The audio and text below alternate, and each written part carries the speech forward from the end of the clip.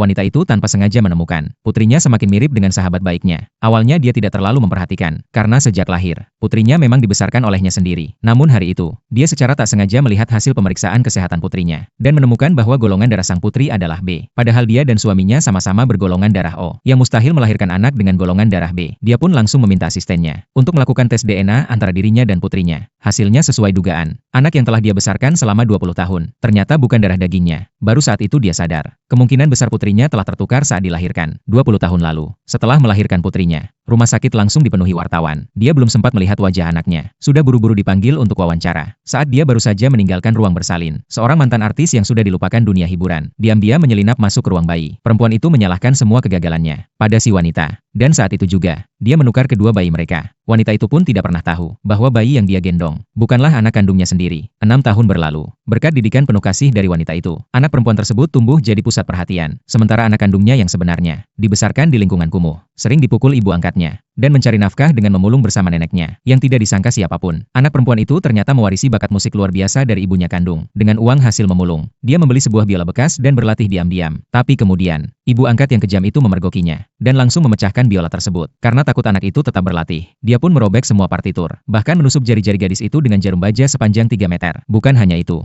dia juga memaksa gadis itu mengantar makanan demi uang. Tak disangka, alamat pengiriman makanan kali ini adalah ruang latihan musik milik wanita itu. Piano di dalam ruangan itu seperti punya daya tarik yang tak bisa ditolak. Gadis itu pun duduk dan mulai memainkan musik. Suara piano itu terdengar sampai ke bawah dan langsung menarik perhatian si wanita. Melodi dan teknik permainan itu mengingatkannya pada masa mudanya sendiri. Dia segera naik untuk melihat langsung. Di saat bersamaan, anak gadis palsunya juga mendengar musik tersebut dan dia terkejut karena lagu itu adalah lagu barunya yang belum dirilis. Melihat ada gadis berseragam pengantar makanan yang sedang bermain piano, dia langsung marah. Mengira gadis itu menjiplak lagunya. Padahal yang sebenarnya, gadis itu adalah pencipta aslinya. Ibu angkatnya tahu betul bakat musik gadis itu. Makanya dia diam-diam mencuri lagu tersebut dan memberikannya kepada anak kandungnya sendiri. Meski gadis itu sudah berusaha menjelaskan bahwa lagu itu adalah ciptaannya sendiri, tak ada yang mau mendengar. Bahkan dia didorong hingga jatuh. Lalu, sahabat si anak gadis palsu melihat piano antik itu ternoda. Padahal piano itu adalah benda yang sangat disayangi wanita tersebut. Semua orang langsung marah besar dan hendak membuka pakaian gadis itu untuk mempermalukannya. Pada saat itulah, wanita itu tiba di tempat kejadian, tapi tak seorang pun percaya